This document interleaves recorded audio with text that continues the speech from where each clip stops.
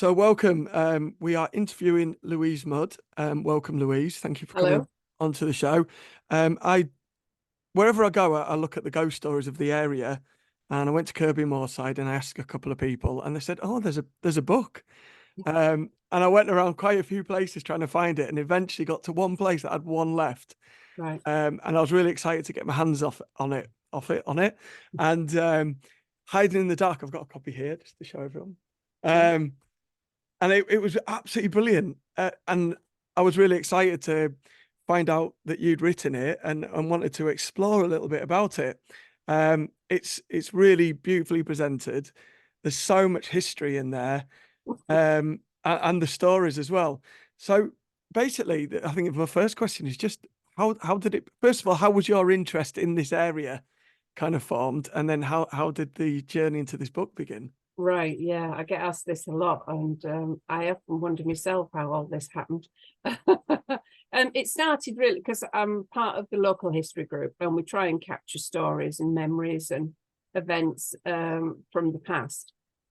And quite often people say, "Where's the oldest building in town?" What's and I sat and thought about it, and I thought, well, really, it's none of the buildings that are above ground. It's all the subterranean, the cellars, the back sheds, the attics. They're the bits that don't get developed usually. So my mission was to try and find as many undeveloped cellars and attics and capture them before they either became concrete boxes in somebody's gaming studio, or, they convert the attic into a beautiful ensuite. Yeah. Because you can really see the bones of what the building used to be like. And of course, you have to chat with homeowners. And I think one was like a jokey comment, "Oh, there's nothing down there, is there?" And they were like, "Oh, actually, now you Yeah. mention it." And the more I asked people, as I was recording these undeveloped spaces, the more stories started coming out about unexplained events. And quite often the people had never told anyone. But I'm thinking, I've heard that story from someone else who used to live there. So Well, people were telling me the same thing, but thinking it only ever happened to them. right. And I thought, oh, there's obviously a lot of history here that's sort of unwritten. And I started sort of asking for people who had ghosts, either in their attic or cellars. And the people that came forward were not the people I expected at all. They were Brilliant. like people you would have down as, "That's a load of rubbish." But no, I got all sorts. So that's how it started. It was a bit by accident.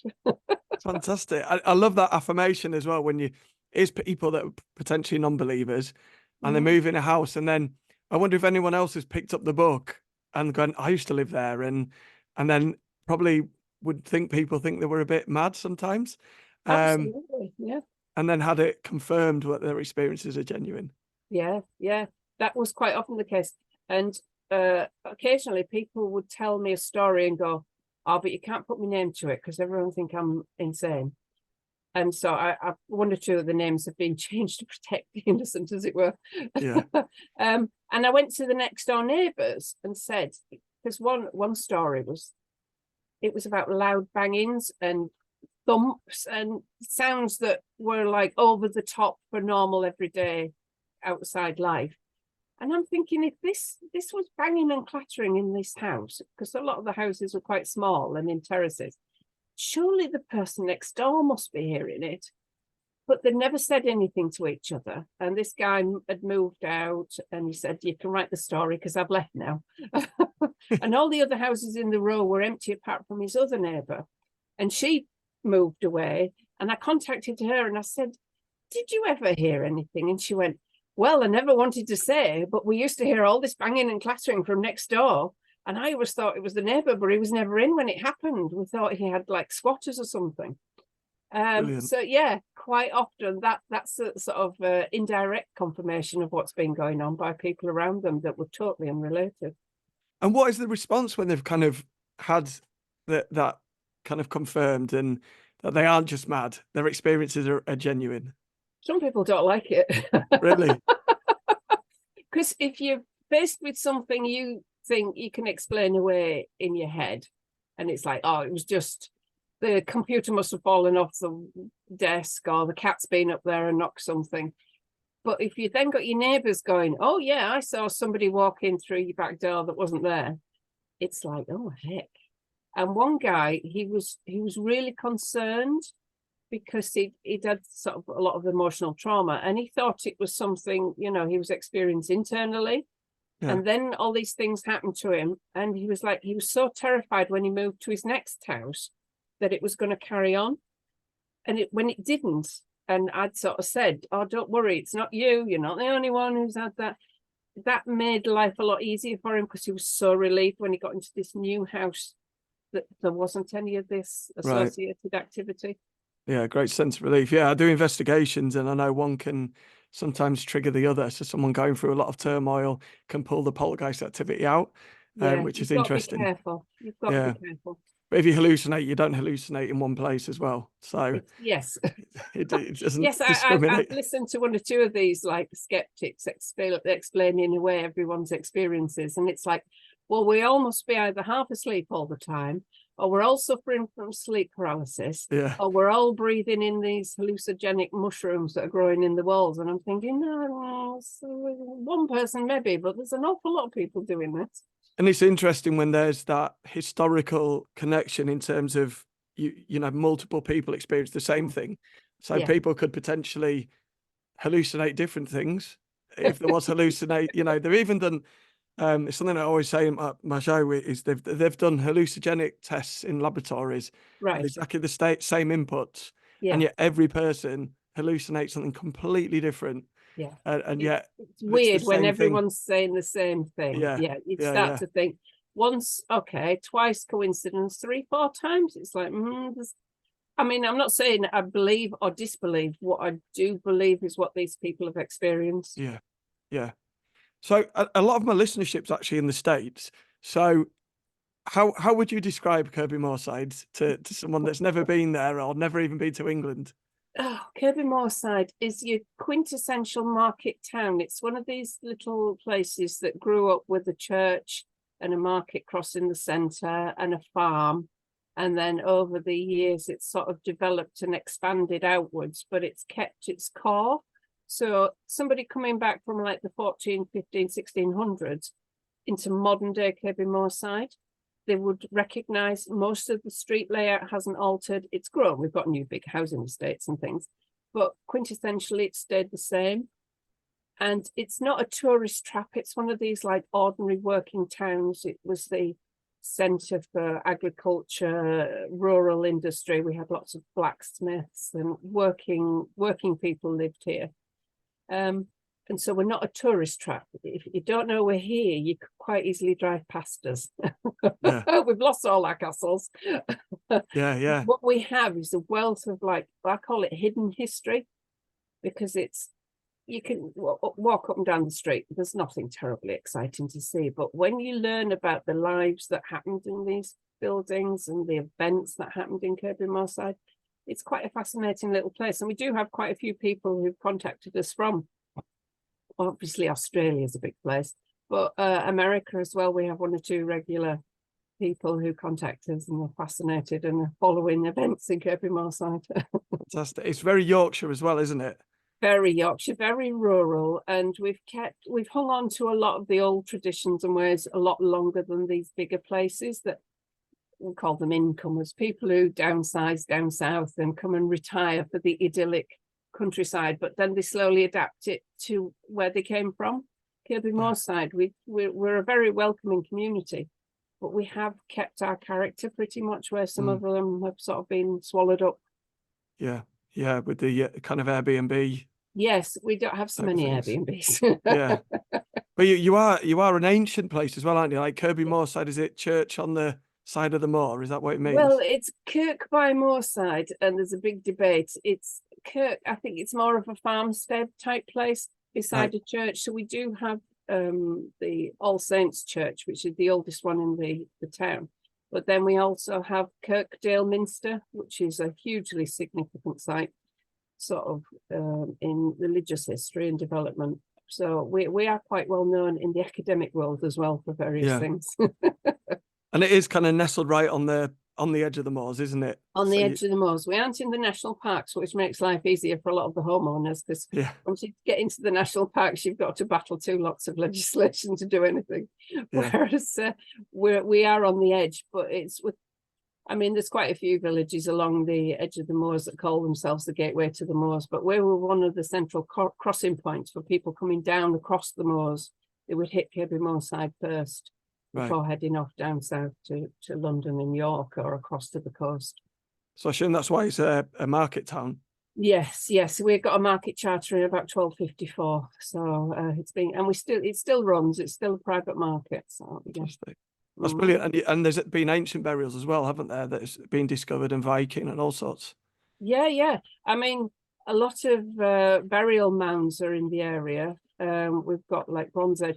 A lot of them were either ploughed out because they're in the middle of a farmer's field, so it just goes over the top of it and gets rid of them. Obviously, there was a lot of excited vicars back in the day, in the Victorian times, that took up archaeology and dug these things out. But one of the big finds that was in Kirkby, there's a road called Howe End. Now, a Howe is an old burial mound. And the landlord of the pub that stood on the corner, which was the Red Dragon, he was digging out the cellars, and he uncovered all these skeletons down there. So obviously, even back in 1823, he couldn't hide them. He had to call in the authorities. And it coincided that he dug these bones up the same time as Kirkdale Caves were being explored by all these academics from down south. And so there was a wealth of like experts in the area. So the police called these experts in, and they did some excavation work, and they found Roman burial urns. Wow. So that they believe these bones were like really ancient. Where these bones ended up, they'll be in somebody's filing cabinet down south in Oxford or Cambridge or somewhere, labelled. But they were deemed to be ancient burials. So we know there was a Roman burial area. And obviously at Beadlam Grange, there's the Roman villa that was excavated as well in the 60s and 70s. So we know it's been settled for a long, long time, this area. Wow. Yeah, really rich history. And a lot of the houses are stone as well, aren't they? Which is we're very good at recycling in Kirkbymoorside. The reason we don't have a castle is the locals tended to recycle all the best bits. When the castle fell into disrepair, they just went along, and I found actually going down into cellars and attics, there's some fantastic paneling in these places. And I'm pretty sure it was recycled out of some lord's bedroom or something up at the castle, because there's no way you would put the quality of paneling down in these cellars. Wow. Unless it was free. Yeah. That's amazing. So as a historian, you're going to continually find things when potentially people like knock the plasterboards off and exactly. Yes. And exposing beams. Obviously, we've got a lot of connection with the coast. And I kept finding, because when I moved into my house, we had a problem with the huge beam that was holding the roof up. It went from the full length of one side of the house to the other, so we couldn't we could have taken it out, but the roof would have come off. And so we braced it. And we asked why it was so long, and it sort of cuts across windows and all sorts. And they said, oh, well, it's quite easy. They took all the masts off the ships that were being scrapped up in Whitby, and a lot of the roof timbers are made out of old ships' masts, which is why they're so huge and so, strong. Oh, wow. I didn't know that. What a fascinating fact. That's brilliant. Yeah. Amazing. So, when I told you you'd got this book, I first messaged you. You said you've done a second one and on your third. Yeah, I know. So Kirkbymoorside is quite haunted. It's a hotspot for ghosts. It's Kirkby. But what I'm finding, the more I'm talking about, we printed the first one, and I had so many people come up to me and go, "Well, you didn't ask me about mine." I'm like, "Well, I don't know. I don't know where all these people are. I can't see them, surprisingly." So I had so many stories. I thought, right, we'll do a second one.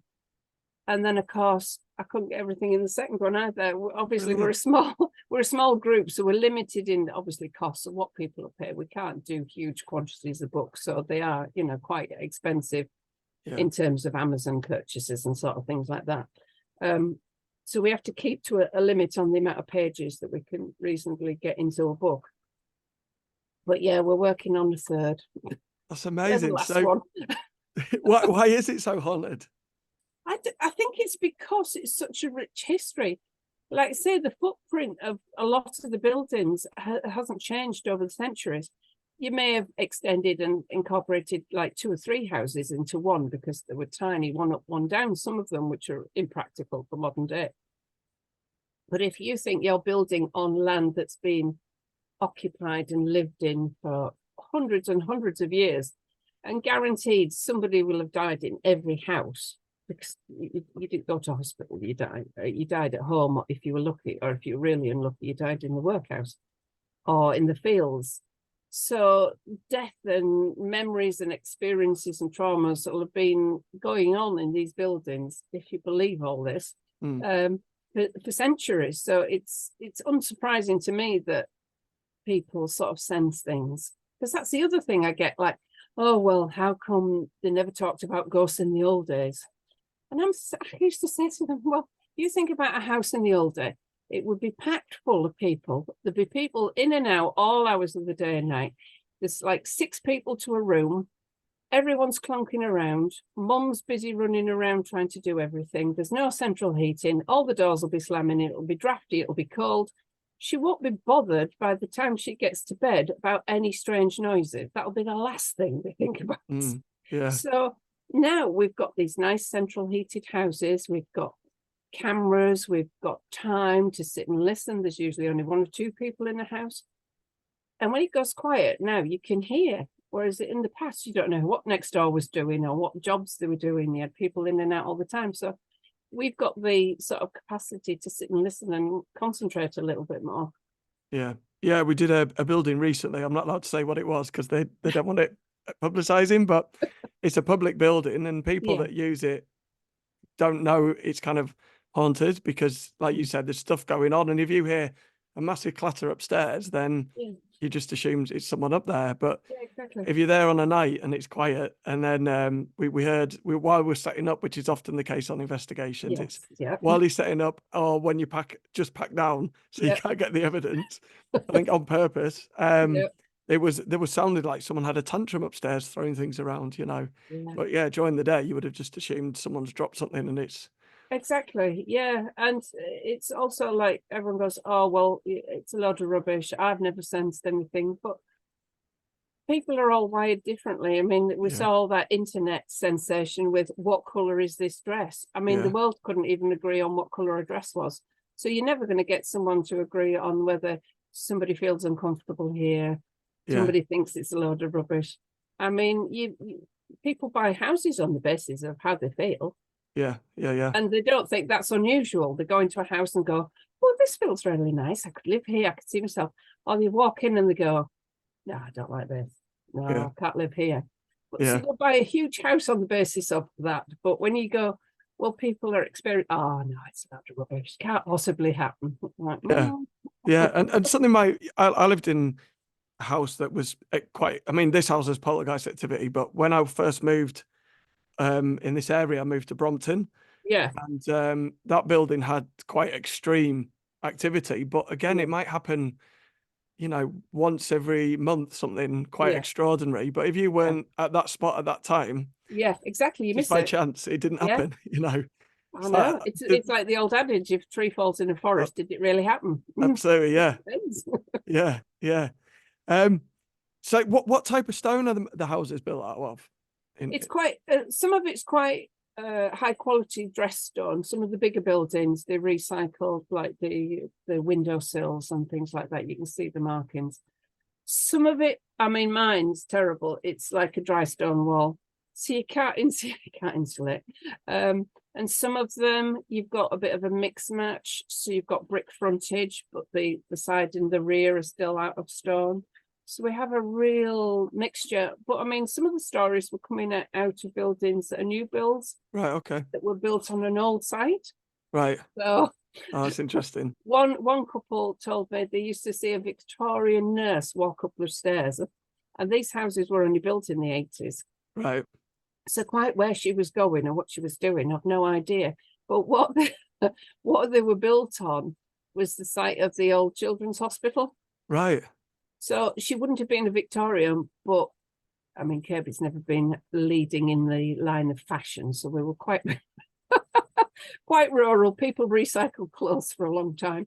So the sort of clothes that and uniforms the nurses would have been wearing did look old fashioned. There were the high bibs, long pinnies to the floor, old sort of style.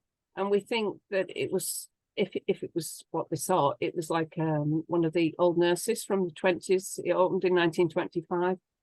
And the hospital sites had a lot of activity. Yeah. They brought soldiers over from the D-Day landings, were nursed there. Right. We also had we had some really exciting stories about a retired home for East End prostitutes were evacuated to Kirkbymoorside during the Blitz. We got some colourful stories about the activities these 90-year-olds used to get up to with the young nurses. They were used to traumatise them because all these young nurses were like 16 to 18-year-old girls.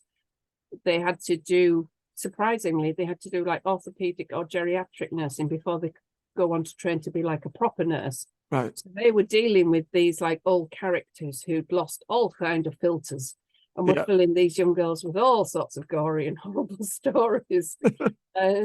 And they didn't last long when they were evacuated here because they were in the 90s already. So I mean, there must have been tough old birds to get to 90 out of the East End of London in those years. But they're all buried in Kirby churchyard. And so we think, you know, there's people from all over the country have ended their lives here in Kirkbymoorside. Right. By design or by accident. Fascinating. I didn't know anything about this, about that area. It's so fascinating. I'm yeah, there's all sorts going on. Yeah, still today. Yes. What are some of your like really kind of favorite stories that you've discovered? There's a lot of people say, have I seen anything? And I haven't said, I'm not one. I wouldn't have said I was psychic. Possibly sensitive to atmospheres. You know, I'll walk into a room and I'll either like it or I won't like it. I won't be able to tell you why. And I went to see a little old lady that I know quite well, bless her, and she had a cellar that had been undeveloped. And she'd never gone down in there in years because she wasn't capable of getting down there.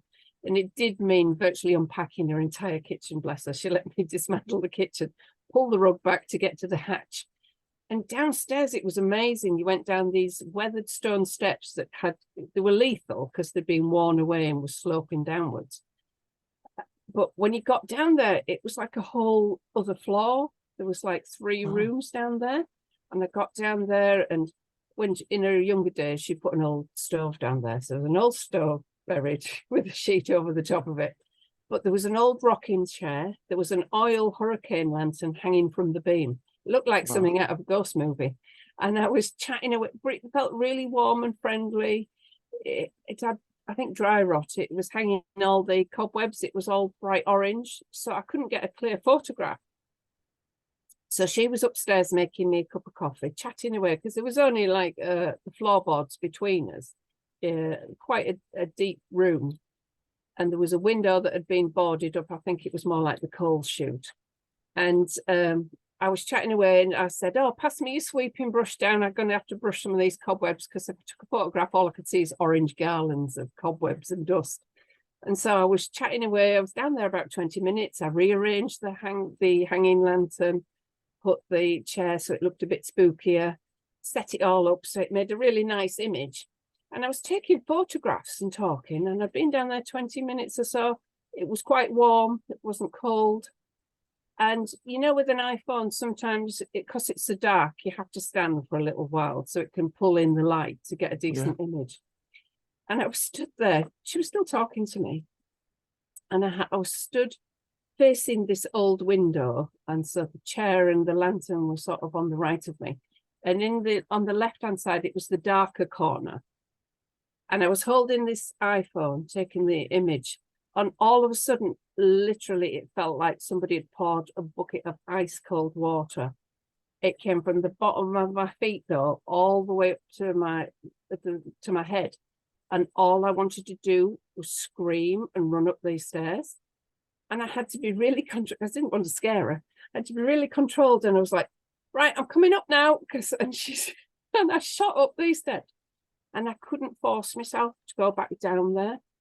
And whatever was in there had tolerated me flapping around with meat sweeping brush and rearranging it for ever so long. And they'd obviously decided, right, enough, out you go. And I couldn't force myself back down into that cellar. Even now, thinking about going back down in there, no. Well, that's interesting. So you could pass that away if it was immediate when you were down there, or you were scared to go down, but not when you've been down for a while to suddenly. Yeah, and it wasn't like it could have been somebody who had opened a door, because it was a sealed lower floor. It was a constant temperature because it was subterranean. There was no drafts. It was nothing changed other than something in that room. And like I say, I wasn't scared. It wasn't particularly dark. It wasn't like you're walking into some of the cellars I've walked into where you open it, it's like, whoa, I can't see anything down here. It was all laid out. I'd been dressing it, and I'd obviously disturbed something. And I had a lady who was able to read images and see things that I couldn't see anything on the photo, but I sent her these images and I didn't say what had happened. And she looked at them and she went, oh, don't go down there. Oh, well, it's a bit late. I'm sending you the photos. I've already been down there. Yeah. And she said, oh, no, there's a man down there with a huge dog in the dark corner. And he doesn't want you in there. He's protecting that space. I went, well, he won because I left and I'm not going back. Brilliant. And we did a bit of research, and there was a couple who lived there in the late, like 1860s, 70s. And he must have been sort of a real gruff, tough type, because he worked as an ostler in the stables, in the coaching inns, and he would have hunting dogs with him because, you know, they had them protection. And he'd lived there and he'd lost 2 children in that house. Right. And she said, oh, there's other people in there he's protecting as well. And I just thought, well, I can't say it's him. I can't say it's not him. But it's interesting. She's picked up on a man with large dogs protecting other people in the house. Yeah. And then doing a little bit of research and finding at least one family's, you know, lost 2 children in that house. Oh, so wow. Yeah, we gave him a name and I said goodbye and I won't be back. Yeah. That's amazing. I'm also amazed that there's potentially loads of secret underground cellars that are undiscovered as well. There is. It's fascinating because big places like our house here in Kirkbymoorside, we were part of the old pub, and we were always told, oh, there's bound to be a cellar under your house, bound to be a cellar. Well, we had to take the floorboards up and repair them. All there is soil under my floorboards. I haven't even got a concrete floor, it's earth floors. But another little shop in town in the marketplace that's a surprise. I didn't think they had a cellar, but the owner took me down and she went, oh yeah, you've got to open the paneling down the side of our staircase. And you open this, it looks like a just pine paneling, you open this door and you're presented with this black hole, literal black hole. And it leads all the way down into an earth cellar. Wow. You're just surrounded. And it was so warm down there. It was amazing. Yeah. And I'm like, oh, it's really nice down here. And they're like, you're mad. Well, I mean, it was dark, but it didn't feel threatening at all. But that was the cellar that wouldn't allow any lights to be on. Right. So when they said to me, okay, we'll take you down to the cellar. The reason why no one but it was the husband went down with me. The reason nobody will come down here is because after about 3 minutes, whatever torch you're carrying will turn off. Right. We've tried getting the light bulbs fixed. We've had it rewired. His son was an electrician. They've been down there. There is actually a pump for another business that runs fine. They've never had any electrical problems. And so I thought, right, I've got one of those big, my husband had one of those big LED Lenser lights that floodlights a field when you go out with the dogs on the night. And I thought, right, I'll take that down. That won't go out. So I went down there, had this huge flashlight on. I tried it in the shop. It was all right. We went down there, was looking around. About 5 minutes in, it went off. I'm like, it went, I told you, it won't work. And so we got back, I was like, oh, okay, let's go back up. As soon as I took the torch back into the shop, it came back on again. Wow. I went, you're joking. He went, no, guarantee you, whatever's down there, it's not a problem. Doesn't want a light on. Right. So That's it was amazing. like, you could explain it that there was fault with the torch, but it worked for so long. Yeah. Stopped working down there, and when I came out, it was back to normal. Obviously wants to hide in the darkness. Obviously wants to stay undisturbed. Yes, doesn't want people down there tramping about. That's brilliant. I love that. Yeah, Yeah. we've had them. I've started doing videos with Matt, and he's on the skeptical side, which is really positive. And You need someone to balance you. yeah, and but my torch kept going off, and so I said, right, on command, I'm going to count down from 5 to 1, and I want you to turn it off, and exactly on 1, it just went off. I was like, Yeah. there you go. Yeah, I've never tried testing any of these people while I'm down there, because I'm always acutely aware I've got to get back out.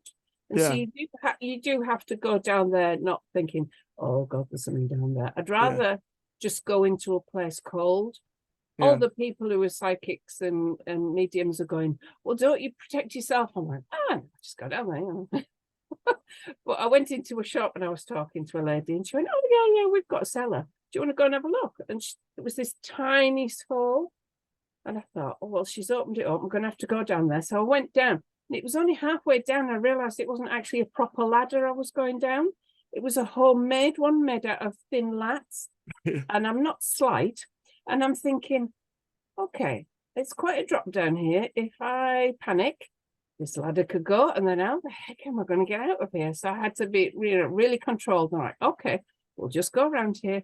And there was like an old Victorian bed in the corner, and there was a fireplace, and there was cracks in the walls and pillars, and it's like very atmospheric. And I'm going, no, Louise, it's fine. There's nothing here. I kept looking at the ladder, thinking, you've got to get up that ladder. You can't run up it because it's not going to hold your weight if you start stomping on it.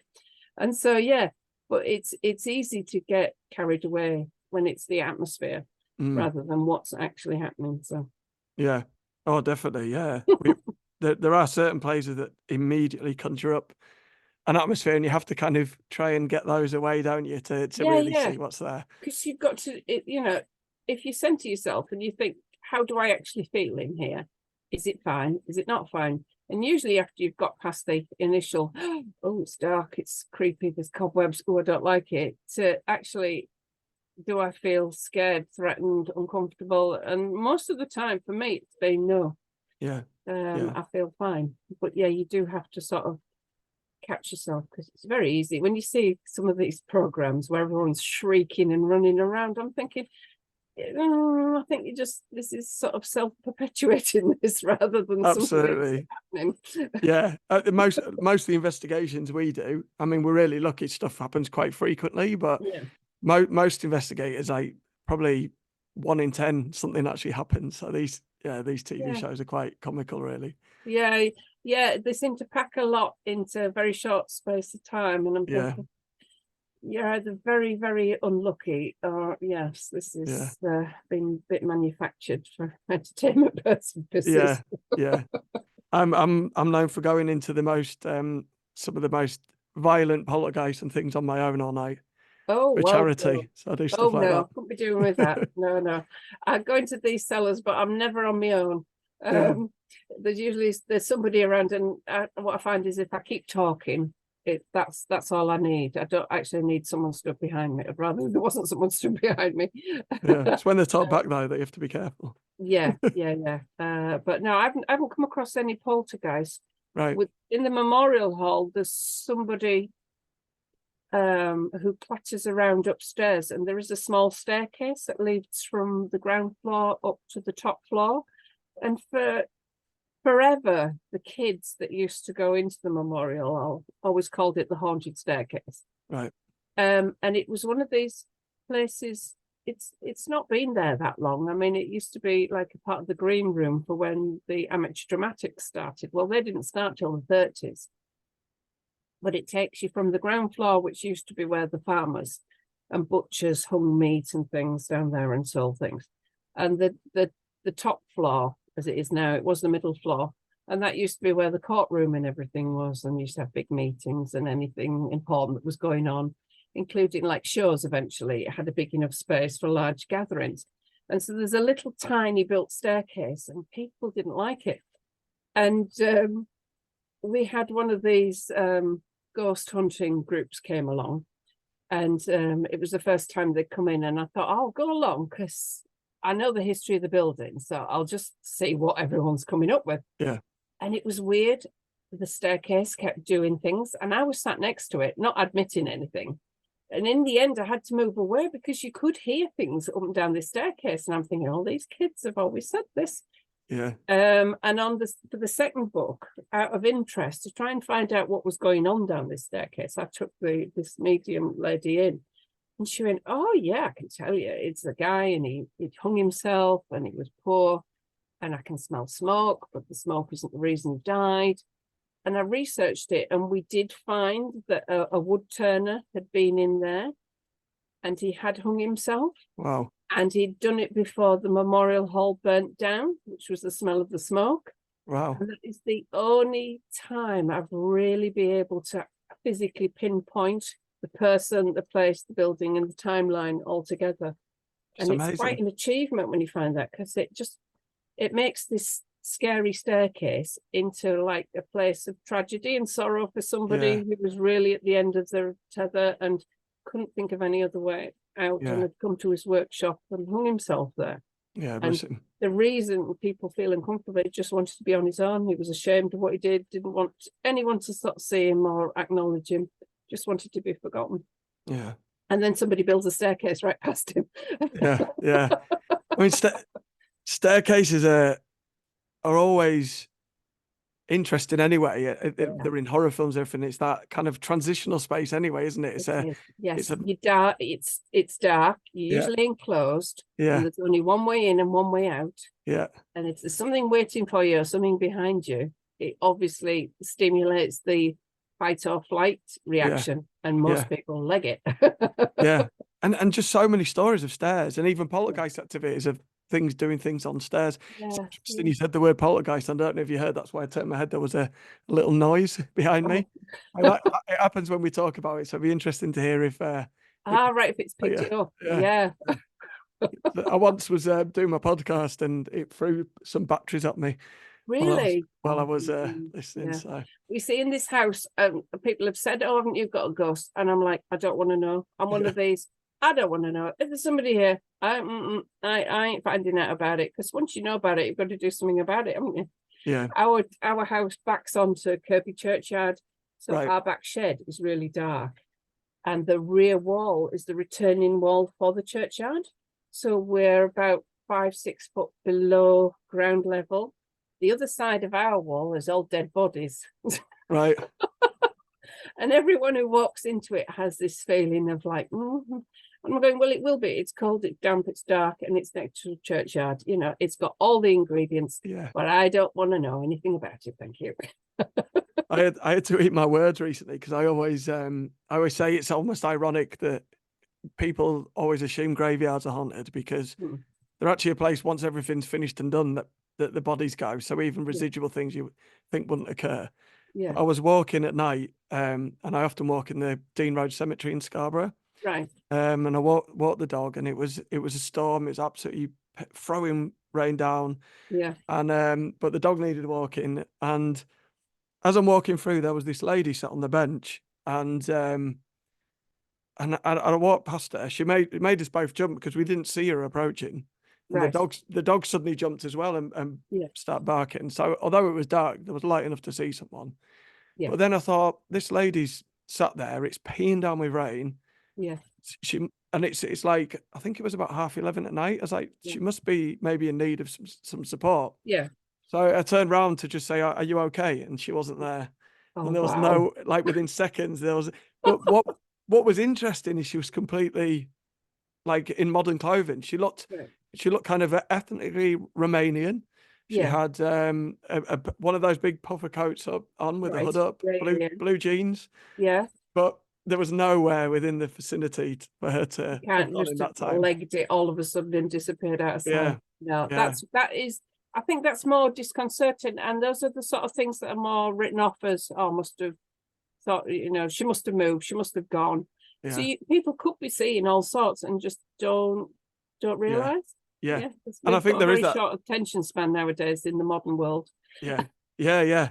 And there is that thing where people write things off as well because they want to assume that it's not It's a real. lot And easier, isn't it? yeah, It's just my imagination. Yeah. I've had an experience with someone, and we both saw it was a residual. It was a cloud of smoke or mist just Yeah. suddenly flung up into like this woman in a Yeah. gown, like a robe, Right. striding across the yard, Yeah. hit the kind of the wall, and then fizzled out.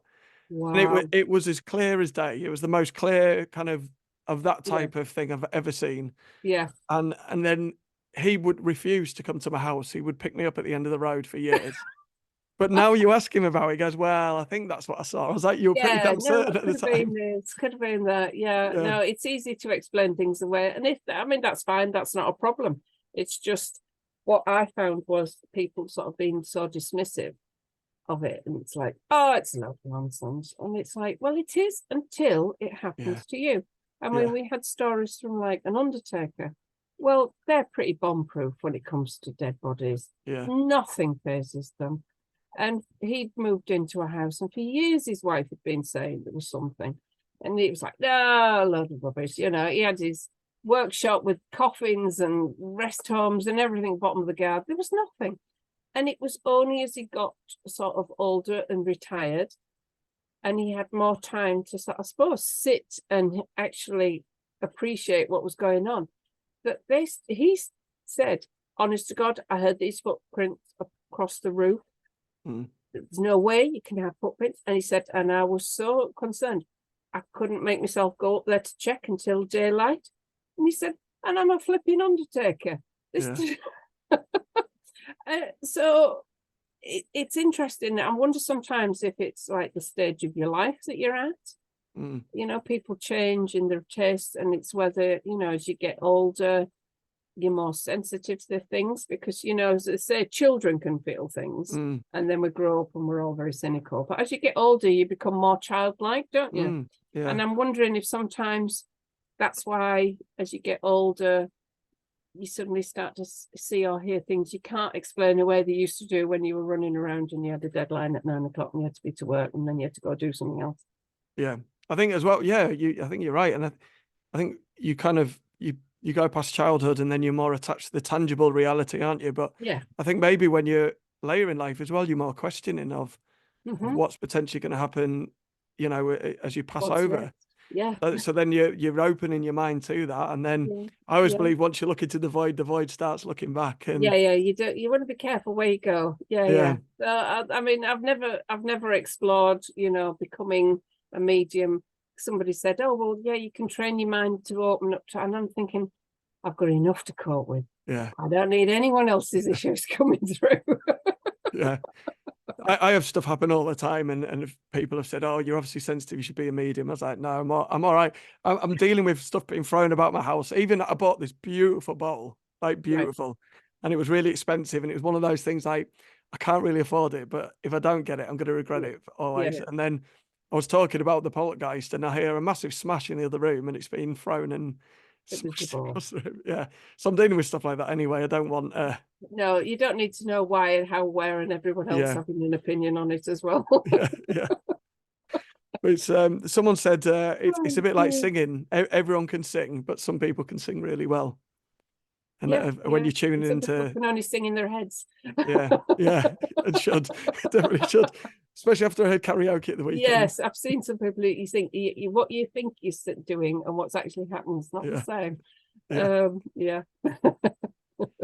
One of my favourite stories was the coins in the first book. Oh, the man, yeah, on the mantelpiece. Yeah, that was an interesting one. Yeah, that was a bit of a last minute thing as well, because it was the same lady who had the shop, you know, with the terribly dark hole that doesn't like light. She went, oh, well, it's probably not of any interest, but we had somebody in who lives in where my grandfather used to live. And he came in saying, why am I finding piles of coins on top of the mantelpiece? And she was like, oh, yeah, I can tell you that. She went, it was my granddad. He used to annoy my grandma no end. He would stand in front of the fireplace, jingling his coins in his pockets. And before he went to bed, he would put a pile of coins on the mantelpiece. And he was like, yeah, that's what's happening. And she was like, oh, don't worry. He's a lovely old fella. He'll just be coming to check in to see if I'm still visiting. But obviously we've sold the house, moved on. She told him his name, and now this fella has a chat with him when he finds these coins. It's interesting. So not everything's sort of scary, banging. Yeah. Sometimes it's just like little signs and things that just someone's been back, just had a pop through, see if you're all right. Yeah. But yeah, that was a nice one. That one made us smile rather than go, whoa. Yeah. And that's not a normal thing that people do, is put piles of coins there. And to link that to a direct recent person that lived there as well I thought was fascinating. Yeah. I always wonder if it's, I don't know, the residual things that frequently you see, I think, are what I call a ghost. But I research mainly poltergeists, and I always find it interesting that the debate between whether it is someone from the dead or whether it is something's come in that's got a conscious that knows the behaviors of the dead that recently lived there and are redoing it. So it's always interesting. Yeah, no, well, that it was nice that she was able to give this guy sort of a nice reason for something that he was finding. He wasn't scared. It was just really odd why all these coins were just sort of stacked on his mantelpiece. You know, they might have been all over the place, because most people chuck them in a dish, or you empty them onto a top of a cupboard. But no, they were all neatly packed in a little stack. And she went, oh yeah, that's what he used to do. Don't worry about it. It'll be fine. And I wonder, where do those coins come from as well? That's always what's interesting. Exactly. Yes. It's like, So, I mean, you've seen these ones where the coins are sort of thrown, and it's, how do they materialize? Yeah. Are people putting them down and not remembering? Because, I mean, we do a lot of things on autopilot nowadays. You know, you don't remember locking the door, driving halfway to work, and you just think, how did I get here? So is he doing it subconsciously, or is he doing it for a reason like that and not remembering? It's quite a specific thing, though, isn't it? To neatly stack coins. That takes some thought. It does. It's not something I ever do. Mine just get chucked in a dish. Yeah. And I wonder if they're coins with dates from the past, or whether they're materialized and there's someone else. I never asked him a coin. that. Never asked him that. Never thought about that. Yeah. There's a book called Jott, Jott, that covers all these things of like things appearing and disappearing and objects. Fascinating. Yeah. There's one or two sort of places that have complained about things disappearing. One of them was Duke of Buckingham's house. Right. He's hot topic at the minute, because there's that series on Sky at the minute. Is it Mary and George? Right. Yeah. That was his dad. Right. The dad to the one that died here in Kirkbymoorside. Okay. Very colourful family, all ends up that one. And the Duke of Buckingham that died here, he sort of didn't choose to die here. He fell off his horse during an accident and was injured. And there's been a lot of debate on what killed him. And I actually went back to the letters that were sent at the time. And when you read it, you can see exactly what killed him. It was gangrene. But for some reason, in the history books, they all put it down to like, oh, he caught a chill. It was pneumonia, you know. Oh, he just passed away. It was like, no, he rotted from the inside out. It was really quite horrible. Was it? Am I right in remembering it was his testicle? That's it, yeah, because he was a huge overweight. He would have gout, diabetes, high blood pressure, you name it. He had it, probably syphilis and everything else. It was one of those who did whatever he wanted, whenever he wanted, and whatever quantity he wanted. Yeah. And so, but he should never have been riding around the moors on a horse. Yeah. So when he fell off, obviously he damaged himself and knocked himself. And I did a little bit of research on the internet, and it seems it's not an injury that you find commonly here in the UK, but it's still a common cause of death in sort of the subcontinent of India and places where it takes people a long time to get treatment for an injury like that. And by the time they get in, it's, you know, sepsis and gangrene set in, it's too late. Yeah. Nowadays, I know we moan about a 12-hour wait, but 12 hours is long enough to stop it ever getting to the fatal stage. Yeah. And it's quite common there. And linking the sort of the quick decline that he had, because obviously the testicles and everything leads straight into your major internal organs. It doesn't take long for all the bacteria just to flood and overwhelm the system. And like the letters were saying, he was confident, the Duke of Buckingham was confident it was going to be fine, because he felt fine mentally and in his head. It was just he didn't realise the poison was sort of spreading upwards, and it took a long time. It took longer for his brain to register that there was a major problem. And he died in the bedroom and in Kirkby, and it wasn't the best place for him to die. And they ended up having to scoop his innards out, and they buried theirs in Kirkby churchyard. And then there's various stories about how they got him back down to Westminster, where he had to be buried. Obviously, he was a lord of the manor. He wasn't going to be plumped into Kirkby churchyard. But they couldn't. They did sort of a DIY embalming thing to stop him decomposing any further. So his intestines are registered in the burial register at Kirkybymoorside. So there's a bit of him up here and there's a bit of him down in London. But that house has a lot of activity goes on, but it's all quite cheeky. Right. People who live there sort of live with the whatever's going on. They frequently lose keys, jewelry, silly little things. The lady that lives there now, she said, we came back from holiday and had a large, brimmed sun hat. She said, I put it in the bedroom. I went back into the bedroom, it had gone. I spent 6 weeks looking for this hat. I'd forgotten all about it. And then it turned up in the middle of the kitchen worktop. There's no way I've accidentally forgotten, picked it up off the floor and put it on the worktop. She went, it just disappears. And when she gets cross, she sort of shouts at, they call it George, whatever's there. Just say, for God's sake, George, I need that back now. Will you stop playing about? And a couple of days later, whatever's missing is found. Brilliant. And it's like, how do you live with that? It's bad enough losing things on your own without somebody else playing tricks as well. Yeah. I've got ADHD, so I misplace things everywhere all the time. Yeah. But it's a nightmare. I definitely want one more. No, I did wonder. It's interesting because, like say, for some people that would be too much. Yeah. You wouldn't be able to cope with never knowing if something's going to go missing or not. But the house itself, when you go into it, it's got a real warm, cozy feel to it. Even though the upstairs bedrooms, people have seen characters. There's like a guest bedroom, and it's against the wall, and the character, it's a lady, walks from one end of the top floor across the bottom of the bed and through a wall. And for ages, they didn't believe the guests that were saying this. And it wasn't until I had the opportunity to go up into the attic of the next door property that I discovered that there was a doorway there, because next door hadn't developed it. They just put insulation in there and left it. So when you poked your head up there, it was just structural beams, fascinating place. Didn't dare go up there because I didn't know whether the ceiling would support me. But you could see quite clearly built into the wall, there was a doorway. So where the figure was going from one place looked like a solid wall. She was actually passing through the doorway that is still there. Amazing. That's another confirmation. It is.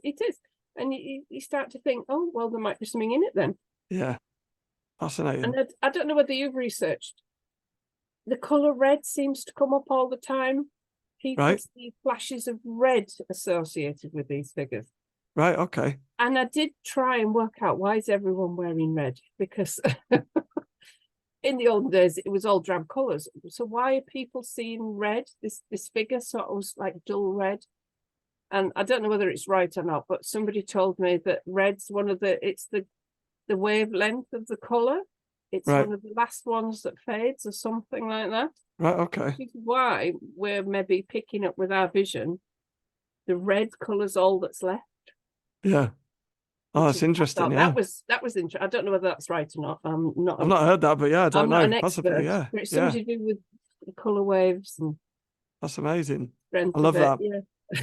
Yeah, there was a hall in Leicester that has a doorway, and for centuries they'd seen a Tudor lady on what the place, I always forget names, but a Tudor lady walk through the door, and it's an English heritage site, so they're not like going to wreck a wall for nothing, but this had been seen that many times. They actually looked at the wall, took the plaster off the wall, and there was a Tudor doorway in that very spot. Wow. Yeah. You But just love things like that. yeah, I was just going to tell you the story that we did just after lockdown. Yeah. The first one, we got a call from this lady who was panicked because items of clothing kept disappearing. Right. And the final straw was this brand new jumper that she bought. And I went in and normally I said, like, you just ask, and that's the first thing we do. Yeah. And kind of asked and said, look, it gave it a bit of a telling off, it's not Yeah. fair. They wanted it back.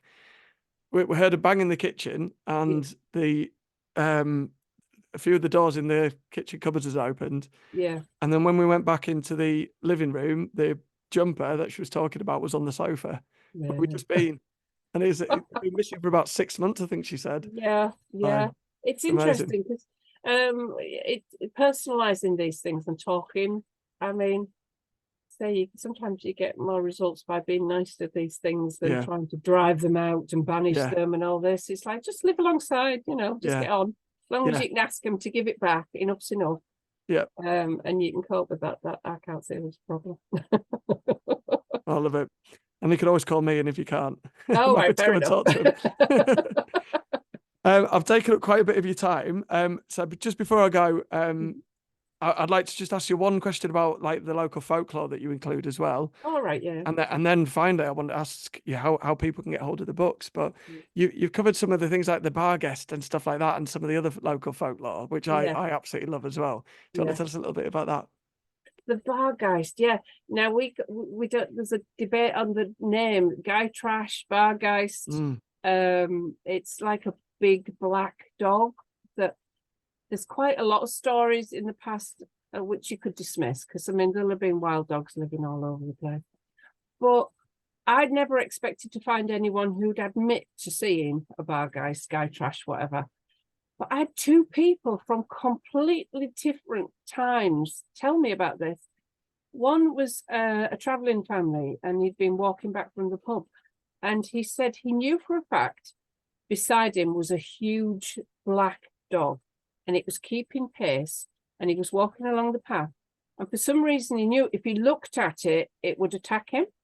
Right. So he just kept, and he could feel the almost like pressure pushing him into the wall, but he just put head down, kept walking, not there, not there, not there, and then all of a sudden it was gone. Wow. And you think, oh, well, coming back from drunk, strange thing to come up with, big black dog. And then I was talking to the ex-mayor here, and he went, oh, yeah. One morning, one of my mates was driving back along the main road. So, I mean, it was 90s, we've got cars and people around. He said it was early morning. And he said he's same sort of area.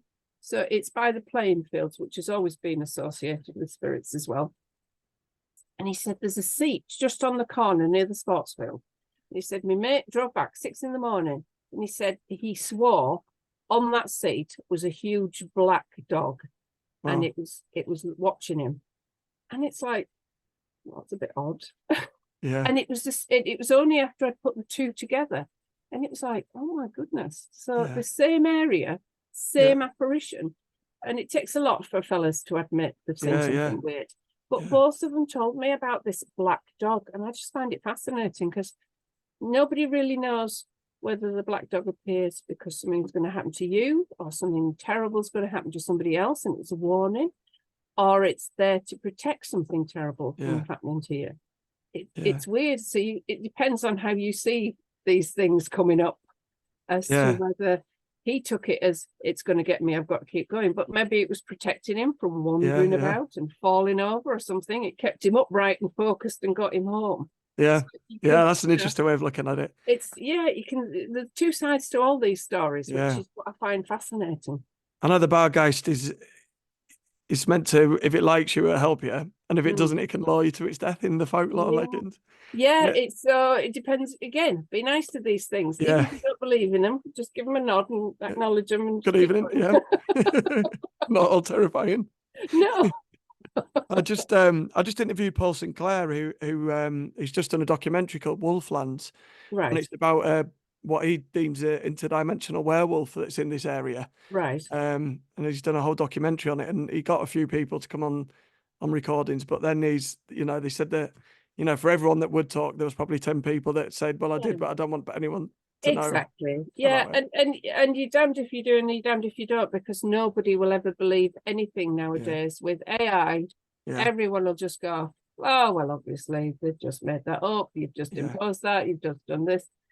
But for the people it happens to, it must be awful, because you've got no way of getting, you know, even if you plonk them in front of them, they've yeah, gone, ah, wait, that's just dummy, you've made that up, you yeah, know. yeah. And I think sometimes that's the point. It's like I said, the whole we get most activity when we're setting up or shutting Yeah, down, because it's yeah, that personal experience that it almost is. tests your view of reality. Yeah, So it yeah. is for you, I believe anyway. We were all very confident until recently. The Earth was flat. And we went the sun, everything went round us, and that was guaranteed science. Yeah, So, yeah, so never say never is my opinion. yeah, yeah, yeah. Thank you so much for your time. It's been, I told you, you were worried that we were speaking for an hour. It's been I really don't know easy. whether I can talk for an hour. I could talk to you for another hour, but where can people get hold of the books? Right, so we've got two books. The first one, like that you've got, is Hiding in the Dark. The second one is called Reaching Back into the Dark. And we have them, we sell them through our own Facebook page. So you can contact us through the Kirkbymoorside History Group Facebook page, or we do have copies in the shop in Kirkbymoorside. So if you wanted to go in, you can physically get a copy there. Wonderful. £10 each. We try and keep them as reasonable as possible, but yeah, they are still, and there's a third one coming out for Halloween this year. Fantastic. I haven't got a title yet. It's brilliant. And they are, you know, they're worth every penny. They're really Yeah. beautifully presented, and the information, and it's absolutely Well, we try and fantastic. get a mixture of like factual history and stories, and just to make them entertaining and informative. And brilliant, and brilliantly written, and a labour of love, because they're not going to sell millions, because they're about Yeah, a tiny little place. So exactly. they're such a beautiful thing, and you really deserve a lot of credit for it. Well done. Thank you very much indeed. Thank you so much. All right, no worries. That was